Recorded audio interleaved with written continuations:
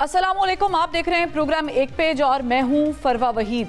नाज़रीन, पाकिस्तान तहरीक इंसाफ हुकूमत को तब टफ टाइम दे पाएगी जब वो अंदरूनी इख्तलाफात ख़त्म करके इत्तेहाद बना पाएगी। पहले शेर अफजल मरवत को पार्टी से निकालने पर ग्रुप बंदी वाजे हो गई, तो अब फवाद चौधरी ने पाकिस्तान तहरीक इंसाफ की मौजूदा क़यादत को प्लांटेड करार देते हुए PTI की पुरानी क़यादत को इकट्ठा करके कमेटी बनाकर बानी पाकिस्तान तहरीक इंसाफ की रिहाई के लिए कोशिशें करने का ऐलान कर दिया। यानी PTI तकसीम दर तकसीम होते हुए कमज़ोर होती जा रही है और हुकूमत पुरसुकून है और कानून साजी में मसरूफ़ नजर आती है। हुकूमत ने 12 मिनट में 5 कवानीन पास करके और अरकान पार्लियामेंट की तनख्वाहों में मनचाहा इजाफा करके ये साबित कर दिया है कि उन्हें PTI के एहतजाज या मुल्क की कमज़ोर मईशत और आलमी इक़्तिसादी इदारों के भारी भरकम कर्जों की कोई परवाह नहीं है। उन्हें अवाम का भी डर नहीं, क्योंकि ना कोई लीडरशिप है और ना ही कोई अवामी मुहिम चलाने की पोजीशन में है। और जहाँ तक तनकीदी आवाज़ों की बात है तो वो पीका ऑर्डिनेंस के नाफिज होने के बाद हुकूमत पर तनकीद के आगे पहले ही बंद बांध चुकी है।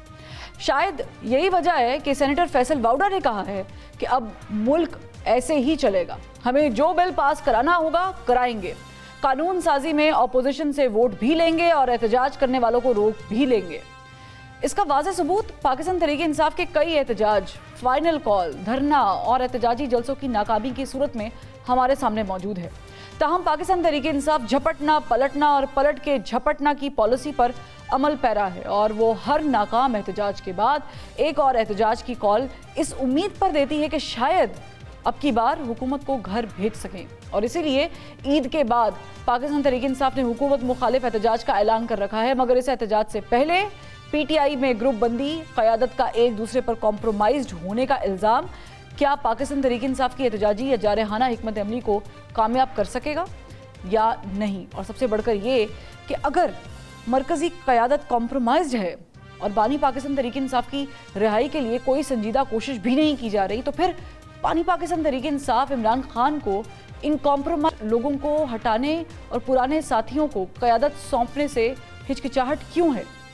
पाकिस्तान तहरीक इंसाफ का सियासी मुस्तकबिल क्या होगा, इसी पर बात करने के लिए हमारे साथ मौजूद हैं साबिक वफाकी वजीर फवाद चौधरी साहब। फवाद साहब, बहुत शुक्रिया आपने वक्त दिया। मुझे ये बताइएगा कि इमरान खान साहब को 600 दिन हो गए हैं जेल के अंदर, इसकी जिम्मेदारी आप आयद कर रहे हैं जो मौजूदा क़यादत है उस पर। आपने कहा कि सलमान अकरम राजा, शेख वकास, रऊफ हसन, ये तमाम तर लोग कॉम्प्रोमाइज्ड हैं। बहुत भारी इल्ज़ाम नहीं लगा रहे आप? नहीं, कोई भारी इल्जाम नहीं है। बात यह है कि देखिए, जिम्मेदार तो बहरहाल पाकिस्तान में हुकूमत और एस्टैब्लिशमेंट है उनको जेल में रखने की, लेकिन एक इफेक्टिव तहरीक ना चलाना और ये भी इन लोगों को PTI में लाना, इनको इम्पोर्टेंट ओहदे दिलाना, ये भी एस्टैब्लिशमेंट ने किया है ना। आप मुझे बताओ कि मेरे अभी जो मैं बकौल इनके PTI में नहीं हूँ, आप कह रहे हैं एस्टैब्लिशमेंट ने ये सब कुछ किया है, जानबूझ के इनको प्लांट किया है पार्टी के अंदर, प्लांट किया है। उसकी देखे ना, एविडेंस है ना। अच्छा। एविडेंस आप जरा सामने आप देखो परवा, आपको एडवांटेज ये है कि आप बड़े अरसे से ये पॉलिटिक्स को और सारी चीजों को आप देख रही हैं, आप तजिया करती हैं, आपको मेरे हालात का भी पता है। आपके सामने 48 केसेस इस वक्त जो है उनका मैं सामना कर रहा हूँ, मुल्तान से लेके इस्लामाबाद तक। रोजाना सिर्फ हमारा यही होता है कि आज किस अदालत में जाना है, क्या नहीं करना। ECL के ऊपर मेरा नाम है और अपना पूरे मेरा जो हमारे जिस तरह से घर तोड़े गए, जो अपना आपके सामने जो हालात बने हैं सबके, वो आपके सामने हैं।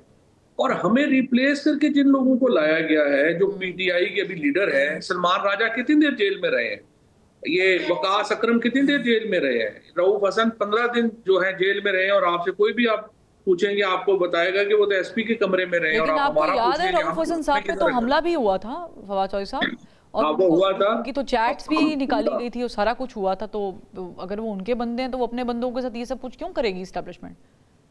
नहीं, लेकिन 15 दिन रहे ना जेल में, इससे ज्यादा तो नहीं ना रहे। उसके जेल में भी बल्कि क्या रहे, वो तो अपना उधर रहे, अपने उसमें B क्लास में ही रहे। और उन्होंने बल्कि हमारा जो लड़का था अहमद, जो हमारा इंटरनेशनल मीडिया का जो कोऑर्डिनेटर था, उसको कहा जी मैं उसको साथ नहीं रख सकता, वो जो है वो मुझे कत्ल कर देगा या मेरे खिलाफ है, यानी अपनी टीम से उनके ताल्लुकात का ये हाल है। अच्छा। और नॉनदलेस उसको छोड़ो। तो इशू ये है कि आपकी इस वक्त ये जो लोग हैं सारे, ये सारे जो वकास अकरम साहब खुद भी MNA बन गए, वालिद साहब को भी टिकट दिलवा के MNA बन गए, सब कुछ हो गया। एक दिन जेल नहीं गए, केपी हाउस में, सीएम हाउस में बैठ जाते हैं, वहां से जनाब पार्टी एक ट्वीट कर दी, अल्लाह अल्लाह खैर सल्लाह। जो सारी इनकी ये जो लीडरशिप है, बिजनेस एज यूजुअल चल रहा है इनका। ठीक। ये तो सारे आज आप देखिए आर्गुमेंट्स लेकिन क्या ये जो बातें आप ऑन रिकॉर्ड कह रहे हैं कि वो लोग ये सब कुछ कर रहे हैं, और मुझे ये बताइएगा क्या वो पार्टी को तोड़ने के लिए आए हैं? और दूसरा ये कि ये जो बातें आपको नजर आ रही हैं फवाद चौधरी साहब, ये खान साहब को क्यों नहीं नजर आ रही? आपकी आई एम श्योर मुलाकात भी हुई थी गुज़श्ता हफ्ते, आपने बात तो की होगी उनसे। नहीं, सच्ची बात यह है कि मैंने बात नहीं की है। जेल के अंदर असल में बंदा जब होता है ना, उसकी ज़हनी तौर के ऊपर ऑक्युपाइड होता है, चीजें और होती हैं, उसमें बंदा अपने दुख लेके बैठ जाए, अपने इश्यूज प्रॉब्लम लेके बैठ जाए, तो वो तो कॉम्प्रोमाइज्ड हैं, एस्टेब्लिशमेंट के बंदे हैं, इतनी बड़ी बात है, ये तो खान साहब को पता होनी चाहिए। पता होनी चाहिए, लेकिन बात ये होती है कि इतनी आसानी से ये लोग जिस तरीके से एस्टेब्लिशमेंट की तरफ से, हुकूमत की तरफ से लगाए गए हैं पार्टी में, जाहिर है कि वो एक वेब क्रिएट की जाती है। और देखिए इनका एक्सेस है खान साहब को, ये हुकूमत की तरफ से लगाए गए हैं फवाद चौधरी साहब, इसे क्लियर कीजिएगा। 100% इनका एक्सेस इमरान खान से हुकूमत नहीं बनाया हुआ है ना, और किसने बनाया हुआ है? अच्छा, तो फिर खान साहब मुझे बताया ना, ये जो कर रहे थे, इसमें एक ज़िमनी सवाल ये, जब अपॉइंट कर रहे थे तो खान साहब ने क्या सोच के राउफ हसन को या दीगर को, सलमान अकरम रजा को अपॉइंट किया था? क्या खान साहब ये चाह रहे थे कि अगर ये एस्टेब्लिशमेंट के लोग हैं तो ये हमारी सालसी में किरदार अदा करेंगे? हो सकता है ये भी चीज उनके जहन में हो कि चले को ताल्लुकात बेहतर होंगे, बात कर सकेंगे, ये कर सकेंगे, लेकिन शायद उनको ये एहसास नहीं हुआ कि ये तो कब्जे के लिए लगाए गए हैं। और इनकी वजह से आज इमरान खान 600 दिन जो है वो तकरीबन हो गए हैं जेल में हैं, बुशरा बीबी जेल में है, तकलीफें उनकी बढ़ रही हैं। और जब तक इमरान खान इस लीडरशिप को चेंज नहीं करते, पीटीआई की लीडरशिप में तब्दीली नहीं आती है, पाकिस्तान की सियासत जो है वो अनफॉर्चुनेटली एक अदम इस्तेहकाम का शिकार रहेगी, क्योंकि एस्टेब्लिशमेंट में और हुकूमत में तो मुल्क का एहसास ही नहीं है, समझ ही नहीं आ रही है उनको कि मुल्क जिधर जा रहा है उसमें कुछ कंप्रोमाइज की जरूरत है, चीजों को बेहतर करने की जरूरत है। और लेकिन अगर आप लोग एक पेज पे नहीं होंगे तो मामला खराब हो जाएंगे। अच्छा, एक शॉर्ट में आपको सुनाना चाहती हूँ, जो कि आपने सलमान अकरम रजा पे इल्जाम लगाया, वो क्या कहते हैं आपके बारे में और आपके और शेख शाहीन के दरमियान होने वाले वो स्पैट के बारे में, प्लीज प्ले कीजिएगा। ने कहा है कि आप करप्शन पार्टी के अंदर बहुत ज़्यादा जारी है, क्योंकि उन्होंने शुएब शहीन को उस दिन एक थप्पड़ भी रसीद किया, तो उसके बाद वो कह रहे हैं कि सुलह हो गई, खान साहब ने करा दी, तो शुएब शहीन कह रहे हैं सुलह नहीं हुई। अगर शुएब शाहीन कह रहे हैं सुलह नहीं हुई तो नहीं हुई, तो एक ऐसा मामला है कि इस पर FIR भी कटनी चाहिए थी या कटनी चाहिए। इसमें हद तक इज़्ज़त का भी मामला है, ये कोई सियासी बात नहीं है, ये बहुत ही एक लो लेवल की गुफ्तगू है, तो हमें अपनी नज़र बड़े मामलात पे रखनी चाहिए। फवाद साहब पार्टी में हैं या नहीं? बिल्कुल नहीं है फवाद साहब, वो तो कह रहे हैं आप पार्टी में भी नहीं है, बल्कि उल्टा कह रहे हैं कि सुलह भी नहीं हुई और आप पे FIR भी कटनी चाहिए। ये अब आपको लगता है कि FIR भी कटी जाएगी? वो तो मानते ही नहीं आप उनका हिस्सा है। देखिए, ये तो खैर ऐसे स्टूपिड सी बातें की है ना उसने, कौन सी अकल की बात तो की नहीं है कि जिसका बंदा को जवाब दे। बात ये है, बड़ी सीधी बात है, PTI की जो फंडिंग है वो पब्लिक फंडिंग है। अगर पब्लिक फंडिंग है तो उसका ऑडिट होना, ये कोई बात ना हुई कि जी वो नहीं हो जी, ये नहीं, ये तो हमारा इंटरनल प्रॉब्लम है, फलाना PTI में नहीं है। देखिए, ये तो फरवा आपको भी राइट है कि आपको भी पता होना चाहिए कि PTI की फंडिंग अगर पब्लिक फंडिंग है तो कहाँ से आ रही है और कहाँ खर्च हो रही है। आप देखिए ना, जो हमारे मीडिया के बच्चे हैं सारे, जो 2015-16 से लगे हुए हैं, दिन रात उन्होंने PTI को दिया है, उनकी तनख्वाहें नहीं आ रही। सफाई का अमला जो है उसको आपने घर भेज दिया है और रऊफ हसन की तनख्वाह बढ़ा दी है। ये तो कोई बात ना हुई करने वाली। अब आपका कोई क्राइटेरिया होता है, फाइनेंस कमेटी की करप्शन है, ये जो लोग फंड खा गए हैं, बच्चों की तनख्वाहें खा गए हैं, ये कौन खा गए हैं? ये यही लोग है ना। सलमान अकरम राजा लीगल कमेटी का हेड है और वकास शेख जो है वो मीडिया कमेटी का हेड है। तो यानी आप कह रहे हैं कि ये ऑडिट भी नहीं होने देते PTI का, इसी वजह से कि उनकी कलाई खुल जाएगी। इससे पहले रऊफ हसन था। आप देखें ना, इनको ऑडिट देना पड़ेगा। ये तो नहीं हो सकता कि आप करोड़ों रुपए खर्च कर दें और आप कहेंगे कि नहीं ऑडिट तो हमसे पूछ ही कोई नहीं सकता जी। जस्ट जो बंदा कहे कि आप ऑडिट दें, आप उसको कहना शुरू कर दें नहीं आप तो पार्टी में नहीं है। देखिए, इस तरह तो नहीं होता। चले, आप मैं एक बार फिर कंफर्मेशन ले लेती हूँ, क्योंकि बड़ी हम सेंसिबल गुफ्तगू कर रहे हैं, बड़ी सीरियस डिस्कशन है जो आप बात कर रहे हैं। आप कह रहे हैं कि पार्टी के फंड सलमान अकरम राजा, शेख वकास अकरम, रऊफ हसन जैसे लोग खा गए हैं और ये ऑडिट नहीं होने देते। मैं ये कह रहा हूं कि पार्टी का ऑडिट सामने आना चाहिए, उसी से पता चलेगा ना कहाँ गए हैं किधर गए हैं, नंबर 1। ठीक। नंबर 2 ये है कि देखें, सीधी बात है, हमें इमरान खान की रिलीज का स्ट्रेटजी चाहिए जो मौजूदा लीडरशिप नहीं दे पाई। लिहाजा इनको अपनी जो रिस्पॉन्सिबिलिटी है एक्सेप्ट करनी चाहिए और रिजाइन कर देना चाहिए। ये नहीं पार्टी चला पा रहे और जबरदस्ती ना चिमटे रहे, और इन्होंने जिस तरह से एस्टैब्लिशमेंट की खिदमत करनी थी वो काफी हो गई है। अब हमारी जान छोड़ें और पार्टी को आगे चलें। अच्छा, मैं फवाद चौधरी साहब आपसे एक बड़ा अहम सवाल करना चाहती हूँ। आप जो है वो ऐलान कर चुके हैं कि पुरानी क़यादत इकट्ठा होगी और फिर खान साहब की रिहाई के लिए हिकमत अमली बनाई जाएगी। पुरानी क़यादत में कौन कौन इस वक्त आपके साथ इस मिशन में शामिल होने को तैयार है? क्योंकि कीपिंग दैट इन माइंड, आपके बड़े अच्छे दोस्त फ़ारूक हबीब साहब हैं, तो मंजर आम से गायब हैं, उनके तो नंबर भी नहीं मिलते। तो ऐसे लोगों को आप कैसे तलाश करेंगे, ढूंढेंगे, निकालेंगे और वापस पार्टी में आने के लिए वो तैयार होंगे? नहीं, अभी तो जो है मैं नामों के ऊपर मैं आया नहीं हूँ, मैं आऊँगा इंशाल्लाह कुछ अरसे में। अभी तो जो पीटीआई के नजरियाती कारकुन हैं जिनको जुल्म, जबर, बर्बरियत और फस्तायत से अलहदा किया गया पार्टी से, उनको इकट्ठा करना है। फिर मैं आपको ये भी बताऊं कि कम से कम 5-6 लोग जो इस पॉलिटिकल कमेटी का हिस्सा है, उन्होंने मुझे फोन किया और उन्होंने कहा ये बिल्कुल तुम सही कह रहे हो, ये तो तबाही फेर रहे हैं ये जो लोग बैठे हुए हैं 3-4। और उन्होंने कहा कि ये नहीं चला पा रहे पार्टी। फिर एमएनएस, एमपीएस जो हैं, उन्होंने जो इस वक्त उनके अंदर जो एक नफरत है इस पार्टी लीडरशिप के लिए, वो सब कुछ चीजें हैं। और हम तो खैर एक पॉइंट एजेंडे पे इकट्ठा होना चाहते हैं, रिलीज इमरान खान। हम कहते हैं इमरान खान बाहर आ जाएंगे, बाकी फैसले वो खुद ही देख लेंगे, किसको रखना है, किसको करना है, कर क्या करना है। ठीक है। ये जो नेगोशिएशन चल रही थी, इसके बाद मैं आपकी कमेटी वाली बात पे भी आती हूँ, और फिर पाकिस्तान तहरीक इंसाफ ने इसे कॉल ऑफ कर दिया, जिसका जाहिर है कि आप माने या ना माने, कोई माने या ना माने, इल्ज़ाम पीटीआई पर ही आता है, क्योंकि हुकूमत के पास एक गेंद उनके बॉल में आ गई। उन्होंने कहा कि नहीं देखें, हम तो वेट कर रहे थे और हमने जवाब देना था। और यही लोग थे ज़ाहिर है जो रिप्रेजेंट कर रहे हैं, जिन पर आप इल्ज़ाम भी लगा रहे हैं। ये जानबूझ के एक मूव किया गया कि हम कॉल ऑफ करते हैं ताकि फेस सेविंग हो सके दोनों साइड की। देखिए, बात यह है कि पहली बात तो यह है कि ये मुज़ाकरात डायरेक्ट होने नहीं चाहिए थे। अच्छा। ये डायरेक्ट जो है ये मुज़ाकरात होने चाहिए थे अलायंस के तहत। अगर इसमें मौलाना, अगर उधर से सारी पार्टीज बैठी हुई हैं और इधर से अगर मौलाना फजल रहमान, महमूद अचकजई साहब वगैरह साथ होते, तो आप देखें ना सिचुएशन डिफरेंट होती। लेकिन अनफॉर्चुनेटली ये मुज़ाकरात दोनों साइडों ने गलती की, नून लीग ने भी गलती की और इन्होंने पीटीआई ने भी गलती की।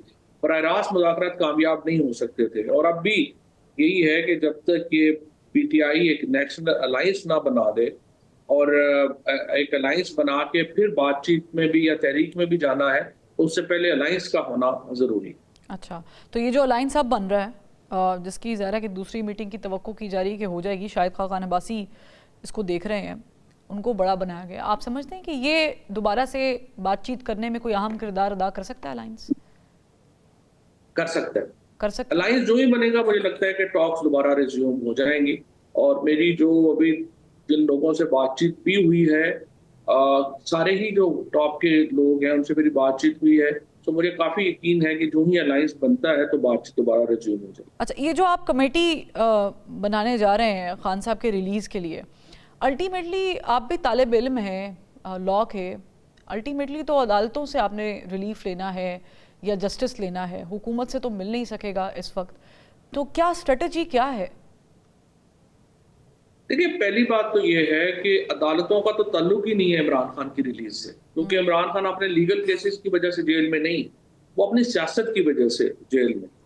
इस वक्त जो पीटीआई का बहरान है वो ये है कि कोई सियासी क़यादत नहीं है जो कि एक सियासी हिकमत अमली बना सके। तो पहले तो सिर्फ सियासी एक हिकमत अमली बनाने के लिए लोगों को जोड़ना है, ताकि वो एक पॉलिटिकल स्ट्रेटजी हम कंसेंसस से बना सके और उसके ऊपर फिर अमल कर सके। लेकिन ये जो अली अमीन गंडापुर हर एक इंटरवल के बाद कहते हैं कि हमारी भी पसे पड़ता है, एस्टेब्लिशमेंट से बातचीत चल रही है, भी रिसेंट भी आपने बयान सुना ही होगा। तो केपी की जो लीडरशिप है, बिलखुसूस सीएम केपी, वो अभी बातचीत कर रहे हैं एस्टेब्लिशमेंट से, या आप समझते हैं जब ये कमेटी बनेगी तो वो एस्टेब्लिशमेंट से बात करें? मुझे पता नहीं है कि वो कर रहे हैं नहीं कर रहे हैं, लेकिन बहरहाल होनी चाहिए और कोई फर्क नहीं पड़ता। एस्टैब्लिशमेंट से तो बातचीत करनी ही पड़ेगी और होनी ही चाहिए, और एस्टैब्लिशमेंट को भी चाहिए। देखिए ना, या तो आपने 2-3 साल में इमरान खान का पॉलिटिकल आंसर बना लिया होता, वो आपसे बना नहीं है। अब एक लेकिन पूरी establishment से अवाम जो बात है वो करने का मकसद आपको भी पता है फवाद चौधरी साहब, वो फिर एक टैग लगता है, एनआरओ मांग रहे हैं, डील कर रहे हैं। देखिए, अब ना कोई डील नहीं होनी, एक ही मामला होना है और वो है कि नए इलेक्शन कब होने। सारी निगोशिएशन, हर चीज एक ही बात पे है कि नए इलेक्शन आपने कब कराने, बाकी सारी चीजें इररिलेवेंट है। ठीक। तो ये चीज इसके लिए एस्टैब्लिशमेंट से भी बात, बल्कि देखिए मेरी नजर में पाकिस्तान का मसला हाल ये नहीं है कि एस्टैब्लिशमेंट पीटीआई से सुलह कर ले और नून लीग को छुरा मार दे, जैसे उन्होंने नून लीग से सुलह कर ली और हमें छुरा मार दिया। ये एस्टैब्लिशमेंट जैसे 2018 में आप लोगों से दोस्ती की थी, नून लीग को छुरा मार दिया था। हाँ बिल्कुल, उस वक्त छुरा नहीं मारा था। वैसे पीटीआई 2018 में सबसे पॉपुलर पार्टी थी, उसे नहीं जीतना था। लेकिन बहरहाल वो पनामा स्कैंडल भी कोई पाकिस्तान में नहीं आया था, ये एक इंटरनेशनल स्कैम था, वो सिचुएशन डिफरेंट थी। लेकिन बहरहाल ये बात ठीक है आपकी कि जो एक पाकिस्तान की रवायती 70 साल की पॉलिटिक्स रही है, यही रही है कि एक पार्टी से सुलह कर लो, दूसरे को छुरा मार लो। लेकिन वो पनामा वाला इकामा पे आकर रुक गया ना, तो फिर इकामा पे निकाल दिया। तो आपको लगता है कि वो सही निकाला था? क्योंकि शेर अफजल मरवत साहब वो भी आजकल आपकी तरह दुखी हैं, वो कहते हैं कि वो ये वाकई 5 के टोले ने इंतकाम लिया, गलत किया नवाज शरीफ के साथ। तो भी बंदा ये बात करता है कि इकामा पे निकाला या इस पे निकाला, वो दो वजूहत है, या तो वो बेईमान है या उसने पढ़ा ही नहीं है केस। अच्छा, आप शेर अफजल मरवत को क्या कह रहे हैं? शट केस था, मेरा ख्याल उन्होंने केस नहीं पढ़ा, वो मेरे साथ बैठ जाए और पूरा केस मेरे से समझ लें। नवाज शरीफ का केस तो ओपन एंड शट केस था। पहली बात तो ये है कि ये केस पाकिस्तान की किसी अथॉरिटी ने तो बनाया ही नहीं था, ये तो जर्मनी की एक अखबार थी सुडिट्जे ज़ेटबर्ग, जिसने के दुनिया के इतने बड़े स्कैम को जो है वो खोला था और एक विसल ब्लोअर ने उनको ये मालूमात दी थी। नवाज शरीफ दुनिया के कई और लीडर्स की तरह वो मरियम नवाज और उनके दोनों भाई जो हैं, पता चला उन्होंने मनी लॉन्डर करके अपनी जायदाद बनाई। उसके बाद वो केस चला, 15 जजेस और फिर वो मनी ट्रेल, वो फॉन्ट, वो सारा स्टोरी हमें बिल्कुल मिनोन असबर है। लेकिन मुझे ये बताएं, अगर नवाज शरीफ सही निकाले गए तो शेर अफजल मरवत साहब भी सही निकाले गए हैं पार्टी से? शेर अफजल मरवत ने उनका केस नहीं ना देखा, वो देख लेते। नहीं, शेर अफजल मरवत साहब के निकाले जाने के ऊपर मेरी जाती राय ये है कि पार्टी, करोड़ों लोगों की जो पार्टी होती है उसके अंदर हर बंदा परफेक्ट नहीं होता, कोई ऊपर नीचे चीजें होती है। पार्टीज को लोगों को साथ ही लेके चलना चाहिए। शेर अफजल मरवत साहब की जो एक इम्पोर्टेंस है ना, वो ये है, देखें अब आप उनके बारे में पूछती हैं, बात करती हैं, मीडिया का कैमरा उनके ऊपर खड़ा होता है, लोग उनकी बात सुनते हैं, चाहे वो बात सही करते हैं, गलत करते हैं, सब्सटेंस है, बट लोग सुनते हैं। सो एनीवन जिसको इस तरह की अटेंशन मिले वो इम्पोर्टेंट है और पार्टी की उसकी यूटिलिटी है पार्टी के लिए। तो आप समझते हैं कि उनको गलत निकाला गया? गलत का तो मुझे पता नहीं, लेकिन रिकंसिडर जरूर करना चाहिए। ठीक है, बहुत शुक्रिया फवाद चौधरी साहब, आपने अपना कीमती वक्त निकाला। नाजरीन, गुफ्तगू आपने सुनी है। फवाद चौधरी साहब ने कहा कि ये जितने भी लोग, सलमान अकरम राजा, शेख वकास अकरम और दीगर जो हैं, जो इस वक्त पार्टी को लीड कर रहे हैं, पीटीआई को, वो इस्टेब्लिशमेंट के प्लांट किए हुए लोग हैं। एक ब्रेक लेते फिर वापस आते हैं। Welcome back. ब्रेक के बाद हमें ज्वाइन किया है पाकिस्तान तहरीके इंसाफ से अजहर सिद्दीक साहब ने, और मुस्लिम लीग नून से अली गौहर बलोच साहब हमें ज्वाइन कर चुके हैं। अजहर सिद्दीक साहब, मुझे बताइएगा कि आप एक तहरीक प्लान कर रहे हैं अब ईद के बाद। वैसे तो बहुत सारी तहरीकें आप लोगों ने पहले भी एक्सरसाइज करने की कोशिश की है, लेकिन जो आपका पसंद का रिजल्ट है वो नहीं निकला, बल्कि रिजल्ट ही नहीं निकला उसका कोई। ये जो अब आप तहरीक की कोशिश कर रहे हैं, इसका कोई रिजल्ट निकलेगा और आपके पास काफ़ी टाइम है, तैयारी कर रहे हैं? तो बिल्कुल हर दौर में रहती है, और अब जो इस फसाइयत का मुकाबला आप कर करके हमने एक्सपोज इतना ज़्यादा कर दिया है कि 144 का नफाज लगा लें। नज़रबंदी के ऑर्डर्स जो हैं, वो नज़रबंदी आपके सामने अभी लाहौर हाई कोर्ट से सस्पेंड पड़ा हुआ है। अब खंदके खोदना और ये सारे जितने तजर्बे कर लिए थे वो अब इतना एक्सपोज हो चुके हैं, हम मेरा नहीं ख्याल कि इस तरह की करेंगे। और जहाँ तक बात है, और हम उसके लिए अगर हमने बाकायदा आना भी है, पुरअमन मुजाहरे भी कर रहे हैं और सारा करना है, उसके लिए हम कोटे भी वक्त से पहले हम नॉक करेंगे दरवाजे, ताकि कोई किसी तरह की रुकावट ना हो सके। और उसके लिए तैयारी क्या है मैं बता देता हूँ। जिले सतह के ऊपर, तहसील सतह के ऊपर, हर जगह के ऊपर अब तैयारी चल रही है, कोऑर्डिनेशन चल रहा है, वोकला के दौरान चल रहा है, डॉक्टर्स के दौरान चल रहा है, फार्मर्स के दौरान, लेबर के दौरान, और वो हर तबका फिक्र से जो है शुरू हो चुकी हुई हैं। और कोशिश होगी कि उस वक्त तक इंटरेक्शन करके वहां तक हम पहुंचे। और देयर इज अ पॉसिबिलिटी अगर अपना ईद के बाद यानी हम कोई मार्च के आखिर में पहुंच चुके होंगे और अप्रैल शुरू होने वाला होगा, तो देयर इज एवरी पॉसिबिलिटी कि इमरान खान साहब भी शायद बाहर आगे हों। अच्छा। ग्राउंड के ऊपर चीज तो ऐसी है कोई नहीं ना, या तो बताओ ना ग्राउंड के ऊपर कौन सी चीज है। इमरान खान की 190 मिलियन पाउंड के अंदर आप गिरफ्तारी हुई है अपना सजाएं होने के बाद, तो उसमें भी बड़े चांसेस हैं। वो कोशिश कर रहे हैं कि हमारी वो आ जाए, लग जाए। बाकी 9 मई में अब सारी जमानतें हो चुकी हैं। लाहौर हाई कोर्ट में अपील फाइल की हुई है जमानत के लिए लाहौर हाई कोर्ट के अंदर, तो उसमें भी बड़ी उम्मीद है। तो बाकी अभी रह कोई चीज नहीं ना। यानी आपकी तैयारी जो है वो जो आपने बताया एक्सप्लेन किया है उससे तो ये समझ आती है कि बड़ी अच्छी चल रही है। लेकिन अली गौहर बलोच साहब, दूसरी तरफ फैसल वाउडा बड़े कॉन्फिडेंस के साथ कह रहे हैं कि ऑपोजिशन के पास दमादम मस्त कलंदर करने का टाइम निकल गया है, अब वो एहतजाज करेंगे तो हम रोकेंगे। ये जो फैसल वाउडा साहब बयान दे रहे हैं, ये आप लोगों की तरफ से दे रहे हैं, एस्टैब्लिशमेंट की तरफ से दे रहे हैं? बिस्मिल्लाहिर्रहमानिर्रहीम। देखिए, फैसल वाडा साहब जो हैं वो जाहिर है कि अपोजिशन में तो नहीं है, हुकूमत का हिस्सा है, तो उस हवाले से वो बात कर सकते हैं। दूसरी बात ये है कि ये आप सुनते जाएं अदर सदीक साहब की बातें, ये बड़ी मजाका खेज बातें करते हैं। भाई बात ये है कि जब आपने इस्लामाबाद के ऊपर 3 दफ़ा जलगार की और मतलब है कि वहाँ पर भी आपने एक नया 9 मई बर्पा करने की कोशिश की और जिस तरह से लाशें ढूंढते रहे कि सियासत करने के लिए, और ये इनका पुराना वतीरा है कि मुल्कों में आग लगा दो, जला दो, ये कर दो, वो कर दो। और ख़ास तौर पर मैं इनसे पूछता हूँ कि 50 के करीब रियासतें हैं इंडिया की, आज तक डिफरेंट घूमते हैं, आज तक कभी किसी रियासत ने अपने वसाइल लेकर, अपना तमाम मशीनरी लेकर इस तरह से वफाक के ऊपर हमला किया? भाई को होश के नाखुन ने और सुधर जाए। 9 मई के वाक़यात आप एहतजाज करना, जलसे करना, एहतजाज करना, अच्छा मुझे ये बताएं, जमहूरी हक एहतजाज करना या दहशतगर्दी करना है? जमहूरी हक कोर कमांडर हाउस को आग लगा देना, तोड़ देना है? जमहूरी हक है कि आप लाठियां लेकर आए आगे कमांडर हाउस में घुस के सारा कुछ किया था, वो लोग तो गिरफ्त में भी आ चुके हैं, वो लोग तो अभी मौजूदा क़यादत। वही मैं कह रहा हूँ ना, कोई एक कोर कमांडर हाउस तो नहीं है ना। शोदा के मुजस्मों को भी तोड़ा, उसके अलावा पेशावर के रेडियो स्टेशन को भी इन्होंने आग लगाई, उसके अलावा कौन से जो सरगोदर मियाँ वाली की अहम तनसीबात थी उनके अंदर घुसे, वहां पर तोड़ फोड़ की, वहां पर हमला आवर हुए। तो मकसद ये है कि सियासी पार्टी और दहशत गर्दों में कोई फर्क होना चाहिए। तो फिर इसे कैसे रोकेंगे? अगर ये ईद के बाद निकलते हैं, आप इन्हें कैसे रोकेंगे? जैसे मैं ये कह रहा हूँ 26 नवंबर को रोका था, वैसे रोकेंगे? मैं ये कह रहा हूँ कि जिस तरह से ये 3 दफा वफाकी दारुल हुकूमत के ऊपर हमला आवर हुए हैं और वहाँ से इनसे जो जदीद असला पकड़ा गया, जो पुलिस ने प्रेस कॉन्फ्रेंस में अपनी मेदों के आगे रख के पूरी कौम को सजा के दिखाया कि ये इनके करतूत है और ये कुछ ये लेकर आए थे और आंसू गैस के शेल तक लेकर आए थे।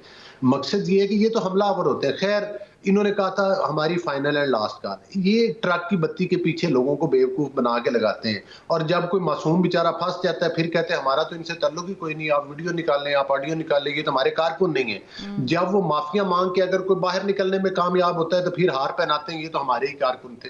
तो ये देखे ना, ये तो हर सेकंड के बाद गरगट की तरह रंग बदलते हैं। ठीक है, असल टारगेट इनका मैं और आप नहीं है, असल टारगेट इनका जो है पॉलिटिकल पार्टीज नहीं है, असल टारगेट इनका पाकिस्तान है। मतलब है IMF को खतूत लिखेंगे तो उसमें लिखेंगे कि पाकिस्तान को कर्जा ना दे। यानी आप कह रहे हैं कि ये पाकिस्तान की इमेज को इंटरनेशनली सबूताज करने के लिए सारे इकदाम करते हैं, लेकिन ये तो कहते हैं कि खान नहीं तो पाकिस्तान नहीं। ये किसका स्लोगन और नारा है? इन्हीं का है ना, खान नहीं तो पाकिस्तान नहीं। ये तो नहीं कहा कि हमको पॉलिटिकली है। तो ये अब वही RTS सिस्टम को नया ढूंढना चाहते हैं, फिर मुसल्लत होना चाहते हैं। इनका टारगेट यही। अब इनके ऊपर असल में इनको मसला ये है, तो आप उनको बताएं ना कि अब RTS से काम आगे निकल गया, हमने जो 8 फरवरी को किया वो वाला फॉर्मूला अपना के देखिए। एनीवेज, वो भी सारा ड्रामा है। मैं आपको असल बात बताऊं कि जो अभी इनका हाँ, मैं चाहूंगी अज़र सिद्दीक साहब को 1 मिनट, मैं आपसे वापस आती हूँ आपकी तरफ। अली गौहर साहब, अज़र सिद्दीक साहब, इसके इन बिटवीन इस मार्च के, इस एहतजाज के इन बिटवीन माह रमज़ान भी है, ईद भी है और काफ़ी टाइम भी है, तो इसके बीच में जो अलायंस है आप लोगों का, क्या उसके थ्रू गवर्नमेंट से बात नहीं हो सकती दोबारा? देखिए, पहले फर्स्ट ऑफ ऑल तो गवर्नमेंट, कौन सी गवर्नमेंट नाम की, अगर जिसके साथ पहले बैठे थे आप लोग, नहीं गवर्नमेंट नाम की कोई चीज पाकिस्तान के अंदर हो तो मोस्ट वेलकम। हमने वो तजर्बा करके देख लिया ना। हमने वो कहा कि जुडिशल कमीशन बना दें 9 मई के हवाले से भी और 26 नवंबर के हवाले से, दोनों ऐसे हैं। आज कमीशन बन जाए तो ये इनको तो खड़ा रहना मुश्किल हो जाएगा। इनका क्या, वो एक मुलाजम है, अर्दली है, बेचारा सर्वेंट है, बाथरूम भी जाना हो तो पूछ के जाता है, उसके हाथ में है क्या, लूट मार आपके सामने लगी हुई है, बता दें। यानी यहाँ तो यानी कहाँ नहीं नैब, एंटी करप्शन बता दें, कोई एक महकमा ऐसा बता दें। अभी चले, लेकिन फिर भी अगर आपको मशवरा दिया जाता है, जो तमाम तर अलायंस आपके साथ इस वक्त अलायंस में हैं जमातें, वो आपको कहती है कि नहीं जी बातचीत करें, फिर देखिए बातचीत से स्टेज आगे जा चुकी हुई है। हमने कोई ऐसा काम रखा नहीं, यानी पिछली दफा हमने जब था मामला वो इलेक्शन के हवाले से था। लेकिन मुस्तफा नवाज खोकर ने मेरे एक सवाल के जवाब में उन्होंने कहा था कि सड़कों पे आना लास्ट ऑप्शन है, उससे पहले ज़ाहिर है कि बातचीत की बात होगी।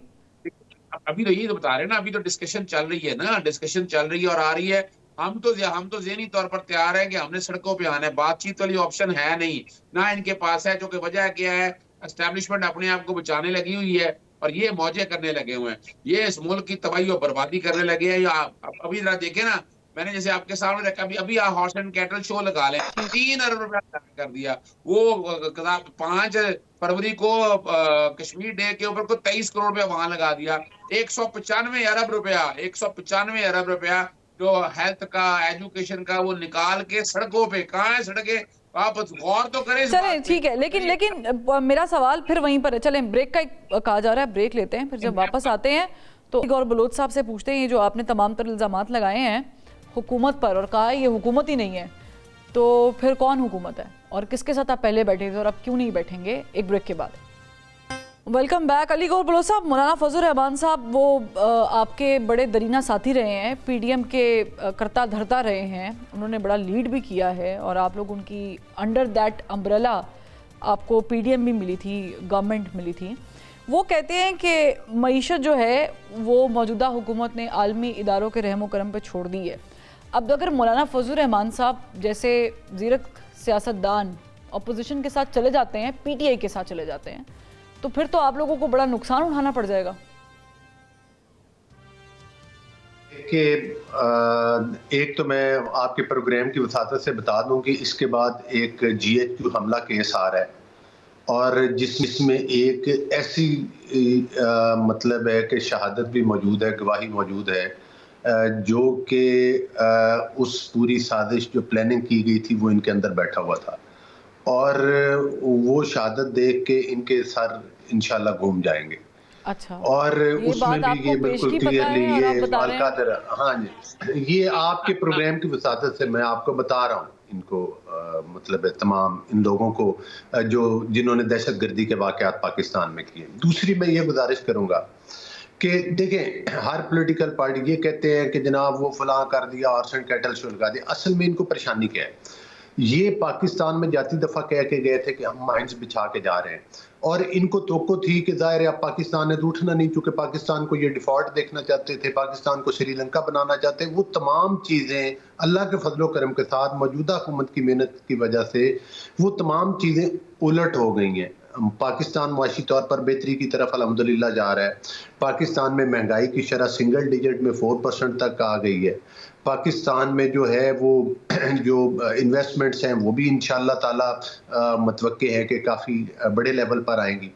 तो और ख़ास तौर पर जो शहबाज शरीफ साहब और मरियम साहिबा ने पाकिस्तान में और बिलखसूस मरियम साहिबा ने जो पंजाब में इनिशिएटिव्स लिए हैं, जिसमें स्टूडेंट्स को स्कॉलरशिप्स दिए हैं, जिसमें जो है हेल्थ के शोबे में उन्होंने, जिसमें टीचर्स भर्ती करके स्कूलों की हालत जो है वो बेहतर की है, जिसमें उन्होंने जिम्मेदारों को कई सेक्टर में सब्सिडी, कहीं सोलर मुफ्त दिए जा रहे हैं, कहीं ट्रैक्टर्स जो है वो उनके ऊपर सब्सिडी दी जा रही हैं, कहीं किसानों को कार्ड दिए जा रहे हैं, कहीं अकलीतों को जो है वो फंडिंग की जा रही है कि मतलब है कि उनकी वो सहूलतकारी के लिए और आसानियाँ पैदा करने के लिए, कहीं रमज़ान पैकेज आ रहे हैं, कहीं रिहेबिलिटेशन का, रोड्स का इंफ्रास्ट्रक्चर बेहतर हो। तो ये जो मतलब है कि ये जो मेहनत है वो इनसे हजम नहीं हो रही। अब उस पे ये नुकता, लेकिन अगर ये मेहनत मौलाना फजल रहमान साहब अगर आप लोगों के साथ नहीं जाते हैं या वो न्यूट्रल भी नहीं होते हैं, वो चले जाते हैं पीटीआई के इस अलायंस के साथ और फिर एहतजाज भी इनके साथ करते हैं, तो फिर तो आपकी ये सारी मेहनतें, ये सारी काविशें, कोशिशें, ये तो रायगा चली जाएंगी। नहीं, पहली बात तो ये है कि मैं बिल्कुल रायगा नहीं जाएगी, मेहनत कभी भी रायगा नहीं जाती अगर की हो तो। दूसरी बात ये है कि जो पहली हमारी जो वफाक में हुकूमत है वो एक इत्तेहादी हुकूमत है, और जाहिर है कि इत्तेहाद बनना, मैं तो एक सियासी कारकुन की हैसियत से यही समझता हूँ, जब हम अपोजिशन में थे तब भी हम इत्तेहाद में थे, इत्तेहाद के लेवल पे एक मूवमेंट चली थी, और जाहिर है इत्तेहाद बनना जो है वो एक खुशाइन बात होती है, हुकूमत के लिए भी उसमें रहनुमाई मिलती है, हुकूमत को भी फोकस होकर अपने काम करने पड़ते हैं।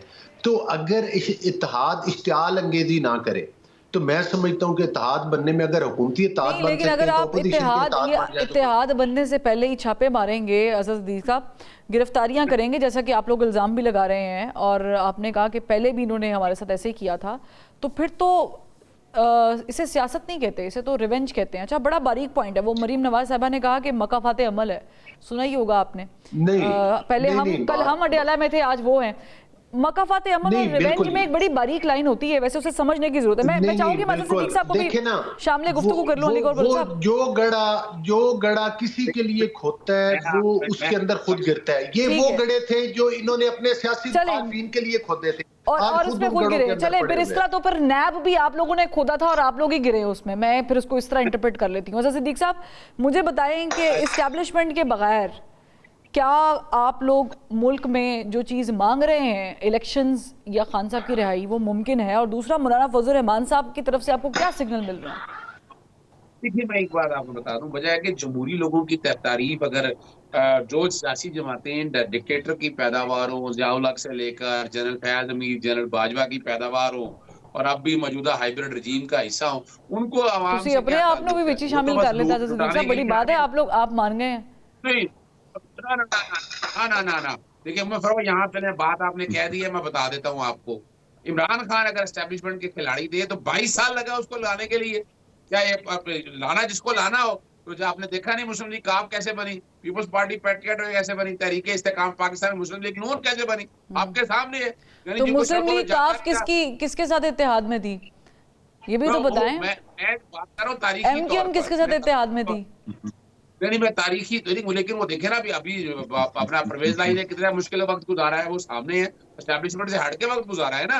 लेकिन हम तो बता रहे हैं कि हम अगर आए तो आरटीएस बिठाया इसलिए कि जनाब इमरान खान साहब मेजोरिटी ना ले सके। यानी ये फॉर्म 47 में आने वाली हुकूमत 17 सीटों से 180 सीटों पे चली गई, यानी क्या, और 2/3 अक्सरियत आ गई। जरा ये भी तो गौर करे ना, क्या जही शऊर इंसान ये कह सकता है? ह्यूमन राइट की वायलेशन पूरी दुनिया देख रही है। जो इस तो गई है अज़द सिद्दीक साहब, मैं इसको डिनाई नहीं कर रही, लेकिन वो जो उसका आउटकम निकलना था वो निकल नहीं पा रहा ना आप लोगों से। प्रॉब्लम ये है। तो अब ये जो अलायंस बनने जा रहा है, इसमें आपके क्या चांसेस हैं कि मौलाना फजल रहमान साहब आपके साथ निकलेंगे? देखिए, मैं बताऊं आपको, इसलिए क्वेश्चन यही है ना, हमारी उनसे डिस्कशन चल रही है और उस पर एक एजेंडे पे तो वो आ गए हैं। नए इलेक्शन की तरफ तो मौलाना फजल रहमान और बाकी जो अपोजिशन की जमातें हैं वो दीगर जमातें जो है ना, वो अपोजिशन के इस नए इलेक्शन की तरफ तो आ गई हैं। अब उसमें बहुत से एंगल ऐसे, जैसे बलूचिस्तान के इशू के ऊपर जो बहुत ज्यादा हालात और खराब है, केपीके के अंदर जो बॉर्डर एरिया पे, अभी तो आप हैरान रहेंगे। इसी वक्त ये भी चेक कर लीजिएगा कि जो बॉर्डर के ऊपर जो हमने लगाई थी, बाड़े लगाई थी, उसकी पोजीशन क्या है और हालात क्या बन चुके हैं। अभी जो मामला बड़ा नाजुक मसला जो है ना, ये कह रहे हैं कि हमने सुरंगें, हमने क्या सुरंगें बिछानी थी, हमने तो आप बताएं ना जरा, मुल्क में अभी अपना रह गया टेक्सटाइल इंडस्ट्री, आपकी कारों की इंडस्ट्री कैसी लगाई थी, यहाँ पर हालत क्या थी, यहाँ लोग बाहर से लोग आ रहे थे, अब तो प्लेन ट्रेन हो रहा है ना। अभी बताएं, कह देना इस बात पे कि जनाब महंगाई जो है वो सिंगल डिजिट पे आ गई थी। आप दादा तो लगाए ना, कैसी महंगाई सिंगल डिजिट पे आ गई है? क्या घी, चीनी, गंदम, ये चीजें वापस आ गई हैं? क्या डॉलर नीचे आ गया है?